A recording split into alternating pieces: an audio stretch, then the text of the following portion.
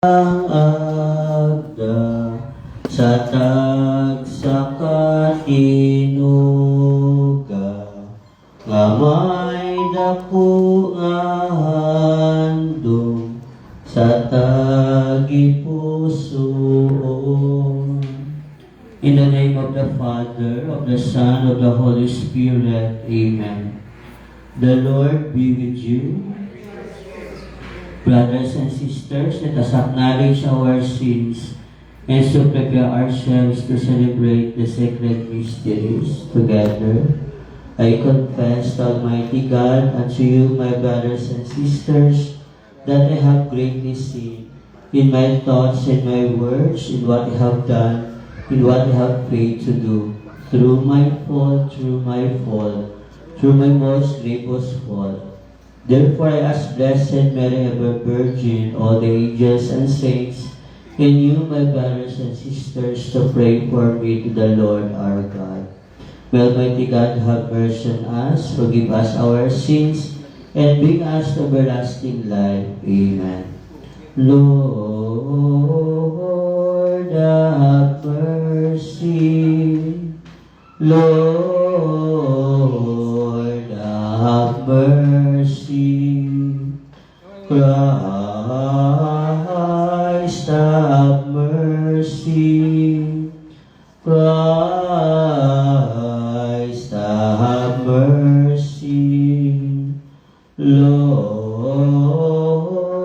have mercy. Lord, have mercy. Let us pray. O God, Almighty Father, our faith professes that your Son died and rose again. Mercifully grant that through this mystery, your servant, Edgardo, who has fallen asleep in Christ, may rejoice to rise again through him who lives and reigns with you in the unity of the Holy Spirit, one God, forever and ever. Amen. Please be seated for the readings in the Gospel.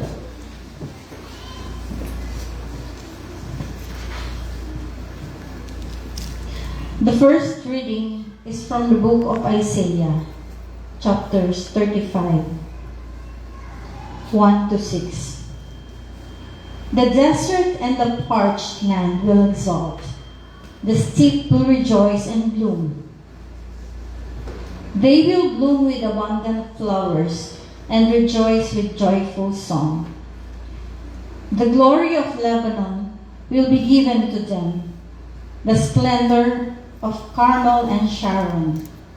They will see the glory of the Lord, the splendor of our God. Strengthen the hands that are feeble, make firm the knees that are weak. Say to those whose hearts are frightened, be strong, fear not. Here is your God. He comes with vindication. With divine recompense, he comes to save you.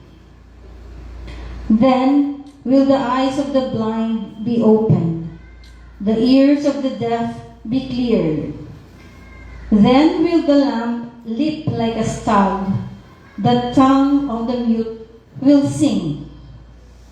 Those whom the Lord has ransomed will return and enter Zion singing, crowned with everlasting joy. They will meet with joy and gladness. Sorrow and mourning will flee. Responsorial Psalm. The response will be, Lord, come and save us. Lord, come and save us. The Lord God keeps faith forever, secures justice for the oppressed, gives food to the hungry. The Lord sets captives free. Response. The Lord gives sight to the blind.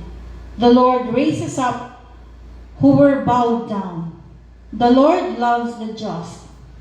The Lord protects strangers. Response. Lord, come and save us. The fatherless and the widow he sustains, but the way of the wicked he thwarts. The Lord shall reign forever, your God, O Zion, through all generations. Response. The second reading is from the book of James 5, chapters 7 to 10. Be patient, brothers and sisters, until the coming of the Lord. See how the farmer waits for the precious fruit of the earth, being patient with it until it receives the early and the late rains. You too must be patient. Make your hearts firm, because the coming of the Lord is at hand. Do not complain, brothers and sisters, about one another, that you may not be judged. Behold, the judge is standing before the gates. Take as an example of hardship and patience, brothers and sisters, the prophets who spoke into the name of the Lord. So please all stand for the Holy Gospel. Alleluia, Alleluia, Alleluia, Alleluia, Alleluia, Alleluia, Alleluia, Hallelujah. The Lord be with you. A reading from the Holy Gospel according to Saint Matthew. Glory to you, O Lord. When John the Baptist heard in prison of the works of the works of Christ, he sent his disciples to see Jesus and asked Jesus these questions. Are you the one who is to come, or should we look for another? Jesus said to them in reply, Go and tell John what you have heard and see. The blind again regain their sight, the lame walk, lepers are cleansed, the deaf hear, the dead are raised, and the poor have the good news proclaimed to them. And blessed is the one who takes no offense at me. As they were going out, Jesus began to speak to the crowds about John. What did you go out to the desert to see? A reed swayed by the wind? Then what did you go out to see? Someone dressed in fine clothing? Those who wear fine clothing are in royal palaces. Then why did you go out to see a prophet? Yes, I tell you, and more than a prophet, this is the one about whom it is written, Behold, I am sending my messenger ahead of you. He will prepare your way before you. Amen, amen, I say to you, among those born of women, there has been none greater than John the Baptist. Yet the least in the kingdom of heaven is greater than he. Brothers and sisters, the Gospel of the Lord. Praise to you, Lord Jesus Christ. So please be seated for our short homily. So good afternoon, my dear brothers and sisters in Christ. I came late. It's a heavy traffic, no? So, my dear brothers and sisters in Christ, we gather ourselves this afternoon and until, and I think tomorrow we have another Mass. And we pray for the eternal repose of our brother Edgardo. So, my brothers and sisters in Christ, we are now in the third Sunday of Advent. So, when we heard the word Advent, I think you have heard these words from your parish priest. Nagsimba ka mo kagina, no?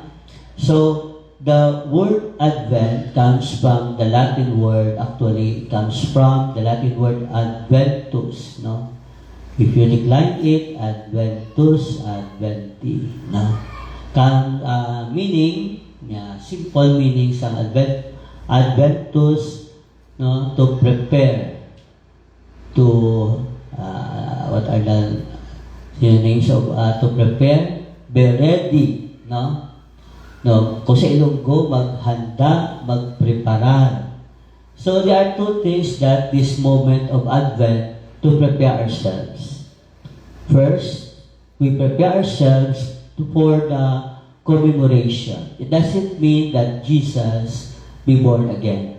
Now, siguro mo lang napatiyan sa iba na mga relihiyon, no? That Jesus Christ be born again. No, it's a commemoration. Meaning to say, commemoration, we celebrate, we remember that in our life, the Messiah dwell within us and live with us. So, nag-upod ang Diyos sa aton, nagpakigbahin ang Diyos sa aton kabuhi. Alam mo siya gano'n, no? Commemoration. So, during, just like ours, we celebrate our birthday. We'll prepare food and places and everything. The same thing with the commemoration of Jesus, but we prepare not food and beautiful places, no? Actually, the best thing to prepare ourselves to this Christmas is to cleanse our soul, our heart, our mind. No, it's better for us to celebrate Christmas without grudges with other people. That's why John the Baptist said, repent and believe. No, repent and go back to God. Maghinulso ka mo, kag magbalik ka mo sa Ginoo. Amo nang ang second Sunday of Advent actually, that the voice in the desert, John the Baptist, nagasinggit, shouting in the desert, sining niya, bayain ninyo, take away your sins, bayain ninyong pagpakasala, kag magbalik ka mo sa Ginoo. So, my dear brothers and sisters in Christ, now, ang second that we need to prepare ourselves, amo ni sa nga situation. Now, this is a kind of situations na ginaremind kita sa Diyos, you will die, mapatay ka. You have to prepare yourselves for your own death. Hindi sa kamatayon ni Eduardo, no, imo kamatayon mismo, no? This is a best reflection for us that life, there's an end of our life, but death is not the end of everything. Death is the entrance of a new life, a life with God. So, amo na my dear brothers and sisters in Christ, ang ginapahanumdum that reminded us always in the season of Advent until the time that Jesus will come back again to judge the living and the dead. So, my brothers and sisters in Christ, if you have heard carefully our Gospels for today, actually the Gospels that we read is the proper Sunday. That's why we have two readings, no? And taken from the Gospel of Saint Matthew, chapter 11, verse 2 to 11. So, in this Gospel, my brothers and sisters in Christ, that John the Baptist is actually in the prison. He was caught by the Roman soldiers and put to jail, no? Tungod na hadlok si Herod sa kay John the Baptist, no? But Herod liked John the Baptist to listen. Gula kaya sa palibot niya, though ginasudsot nila si Herod, no? So that's why si John the Baptist in the prison heard all the things that Jesus did. Anong nakatabo? Anong natabo sa guwa ng batian nila? Siling nila. So, he sent his disciples, kapamakoto ninyo to si Jesus, kung siya amo ang Isaiah. So, in our own human limitations, makasiling ka doon, hindi kilalahay si Jesus kay si John the Baptist. Hindi nasabot sila, hindi sila kilalahay. Actually, they are cousins, no? No? Cousin sila nga duwa. That's why they know each other. Why is it that he sent disciples to Jesus and asked Jesus that he is the Messiah? No? No kayo posible. Ang reason behind the writings of the Gospels for today, ng reason sina na si John the Baptist, number one, he knows that he will die soon because ang iyang mission is to prepare only the way of the Lord. After that, he will be beheaded. Tuhod niya dikit-isay siya si Herod because Herod, ang asawa ni Herod, hindi na iya. Iya sa utod niya. So si John the Baptist nagahamba siya, iuli na yung asawa niya. Hindi na imo. No, that's why nga, yung pagitangi pa maagi nga mapatay si John the Baptist. No? So, he sent the disciples, not ngayon siya kilalahan, but John the Baptist wanted to see him, ng iyang mga disciples, his disciples itself or himself, na makita din nila, they will be convinced that John the Baptist is not the true light. No? Siya ang nag-prepare, pero ang kapupunan sa happiness naton, hindi natuman kay John the Baptist. And the fullness of happiness naton, when they see that Jesus is the Messiah. John the Baptist wanted to experience sang himaya sang Diyos, the glory of God. That's why ano ba ni Jesus sa ila? Jesus never answered them directly when they asked, "You are the Messiah?" Yung naghambal si Jesus. Kaya nga, anong ba ni Jesus? Ang mga bungol, nakabati. Nakabati na. Ang mga bulag, nakakita na. Ang maayong balita, gintudlo sa mga imol. No? Ang mga bungol, nakabati. So, my brothers and sisters in Christ, amo na natong reflection. Well, how do you know that the kingdom of God present in our lives? Amo ni siya. Mabalaan mo na siya gali. Kaya mo ni isa siya sa aton nga kaluwasan. Kung himuo mo ni siya, if you do it, I think you will go to heaven. Siya niya, kung makita mo ang kaintangan sa imuuton, nagamasakit, nagakinansang, bulit, makita mo na siya, kung si ganon, ang ginarian sa Diyos, ara sa imo. Ang Diyos ara sa imo. Kung makabati ka, if you heard the cry of the poor, na makita mo, batian mo, ang kinakinahanglan sa mga imo, na nagakinahanglan, siring niya, maara ang Diyos sa imo. In this moment of Christmas, if you see and heard the voice of the poor, you experience happiness in your life. Isa na, kadamo sa pagkaon natin sa lamisa sa Christmas, pero kung nagdinalo kita, hindi mo mabatsagan ang Christmas. The essence of Christmas is giving. No? Give paghatag, not to receive. The more you give, the more you receive. So my brothers and sisters in Christ, to conclude our homily, if you want to experience true happiness, no, you anchor yourself with God. No? Upod kita sa Ginoo. You will see Jesus in your heart, in the church. So, mo na may nobina kita, agad sa siyang kadlaw, after all those sufferings and difficulties, at the end of the tunnel, there is God in our life. In the name of the Father, Son, and the Holy Spirit. Amen. Please all stand and let us pray for our brother in God. Brothers and sisters, Jesus Christ is risen from the dead and sits at the right hand of the Father, where He intercedes for His church. Confident that God hears the voices of those who trust in the Lord Jesus, we join our prayers to His. Our response will be, Lord, hear our prayer. In baptism, our brother Edgardo received the light of Christ. Scatter the darkness now and lead him over the waters of death. In your mercy, we ask you, Lord. Lord, hear our prayer. Our brother Edgardo was nourished at the table of the Savior. Welcome him into the halls of the heavenly banquet. We ask you, Lord. Lord, hear our prayer. Many friends and members of our families have gone before us. and await the kingdom. Grant them an everlasting home with your Son, we ask you, Lord. Lord, hear our prayer. Many people die by violence, war, and famine each day.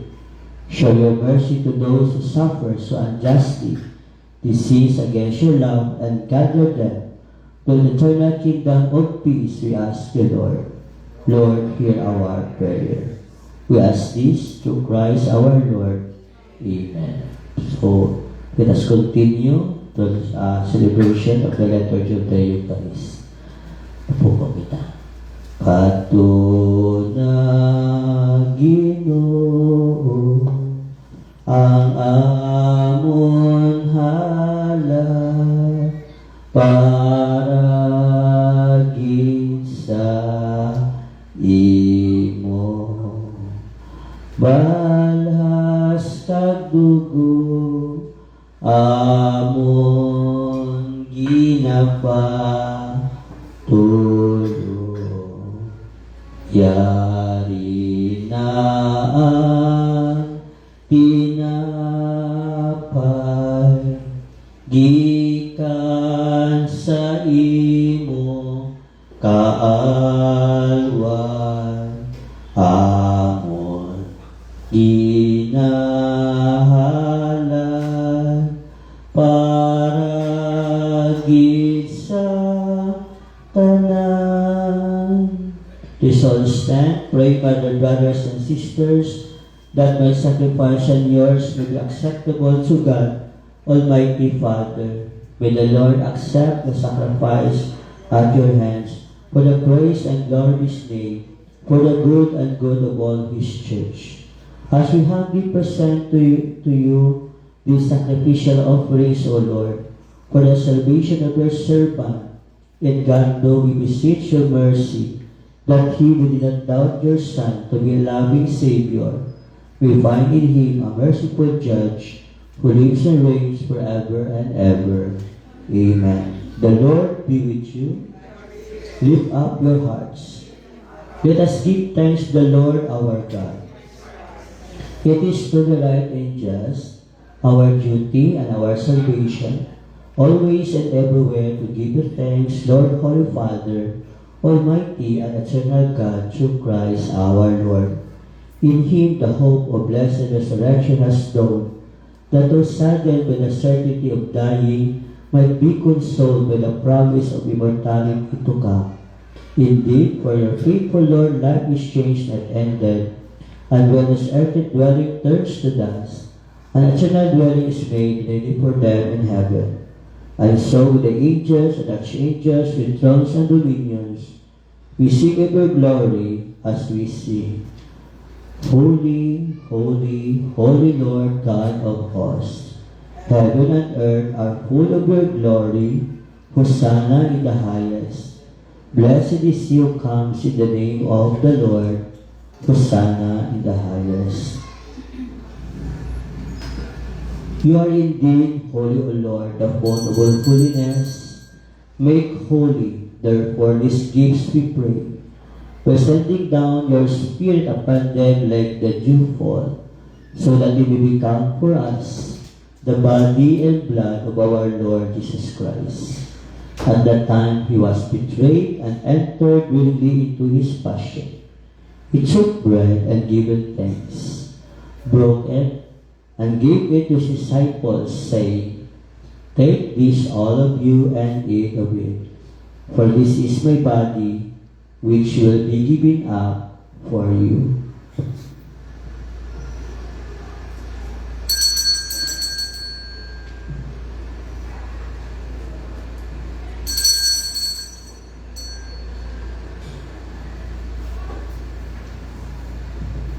In a similar way, when supper was ended, he took the chalice, and once more given thanks, he gave it to his disciples, saying, Take this, all of you, and drink from it, for this is the chalice of my blood, the blood of the new and eternal covenant, which will be poured out for you and for many, for the forgiveness of sins. Do this in memory of me.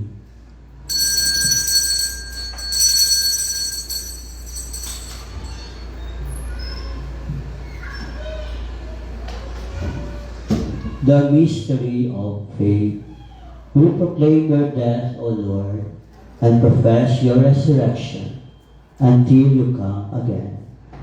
Therefore, as we celebrate the memorial of his death and resurrection, we offer you, Lord, the bread of life and the chalice of salvation, giving thanks that you have held us worthy to be in your presence and minister to you.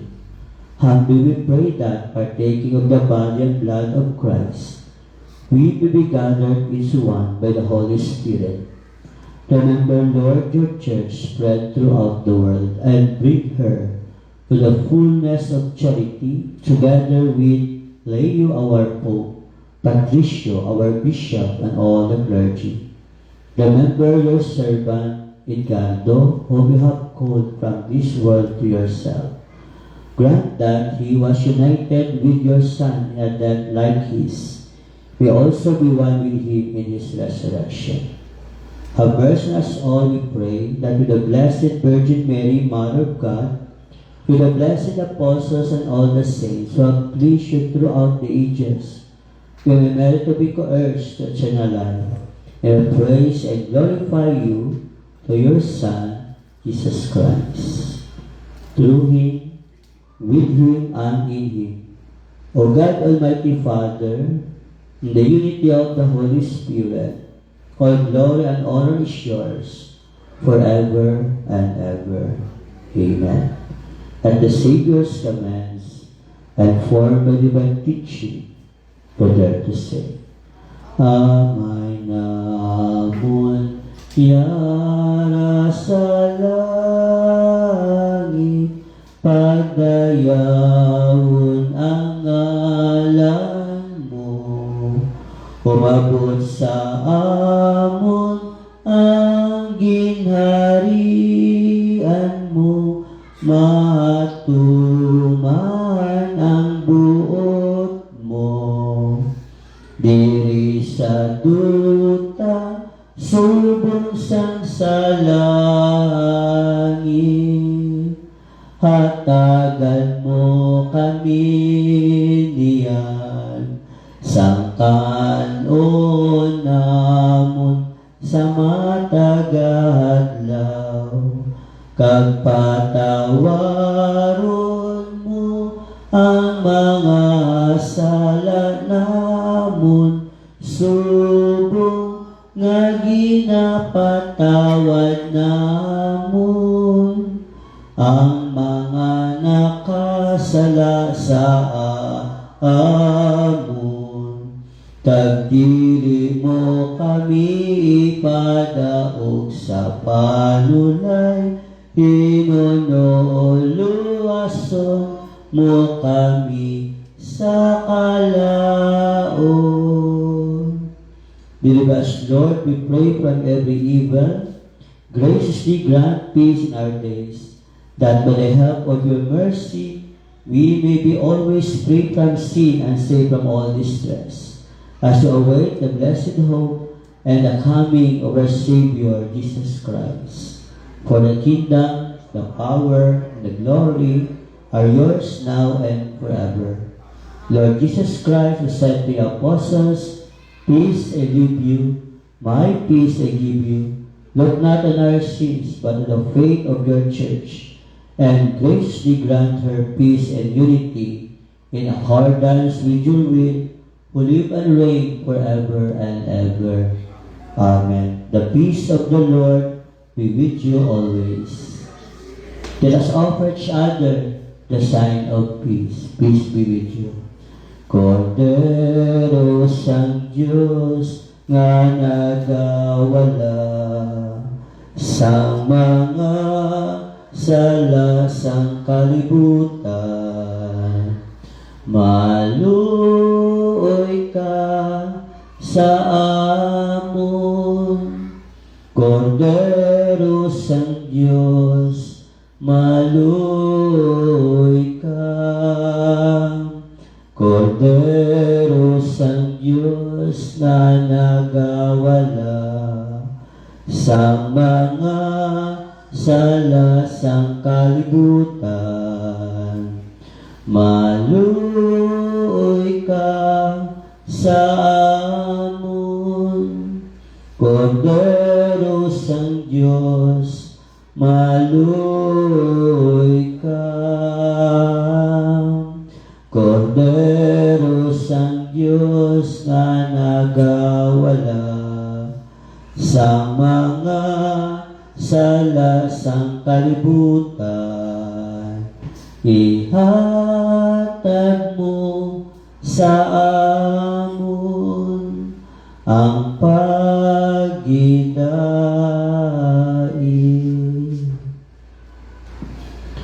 Brothers and sisters, behold the Lamb of God. Behold him who takes away the sins of the world. Blessed are those called to the supper of the Lamb. Lord, I am not worthy you should enter under my roof, but only say the word, and my soul shall be healed. With the body and blood of Christ, keep us safe for eternal life. Amen.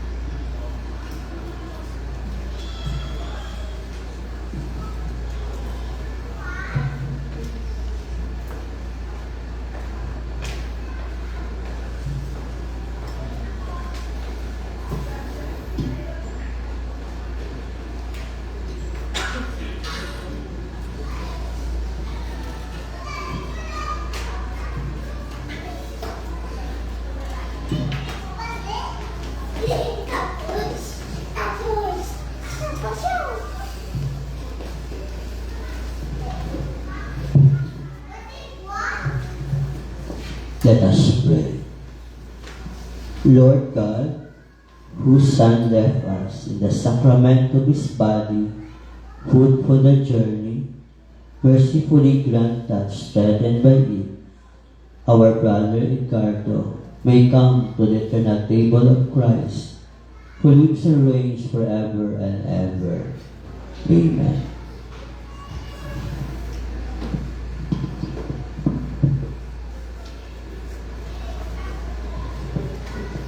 Together, our Father who art in heaven, hallowed be thy name. Thy kingdom come, thy will be done on earth as it is in heaven. Give us this day our daily bread, and forgive us our trespasses, as we forgive those who trespass against us. And lead us not into temptation, but deliver us from evil. Amen. Our response: receive his soul, and present him to God the Most High. Receive his soul, and present him to God the Most High. Saints of God, come to his aid. He sent to meet him, angels of the Lord. Response: receive his soul, and present him to God the Most High. May Christ, who called you, take you to himself. May angels lead you to the bosom of Abraham. Response: receive his soul, and present him to God the Most High. Eternal rest grant unto him, O Lord, and let perpetual light shine upon him. Response: receive his soul, and present him to God the Most High. Let us pray. prayer of commendation. Into your hands, Father of mercies, we commend our brother Ricardo in the sure and certain hope that together with all who have died in Christ, he will rise with him on the last day. We give you thanks for the blessings which you bestowed upon Ricardo in this life. They are signs to us of your goodness and of our fellowship with the saints in Christ. Merciful Lord, turn toward us and listen to our prayers. Open the gates of paradise to your servant, and help us to remain to comfort one another with assurances of faith until we all meet in Christ and are with you and with our brother Ricardo forever. We ask this through Christ our Lord. Amen. May the angels lead you into paradise. May the martyrs come to welcome you and take you to the holy city, the new and eternal Jerusalem. Amen.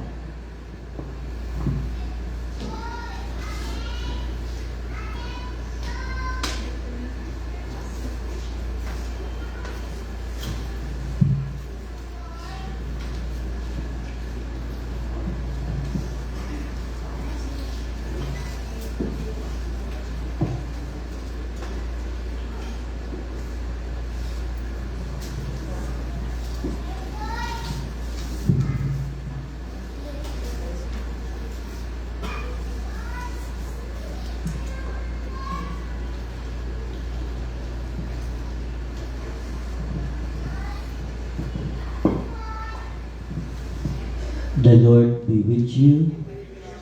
May Almighty God bless you all, Father, Son, and the Holy Spirit. Amen. Go in peace, our Mass is ended. Thanks be to God.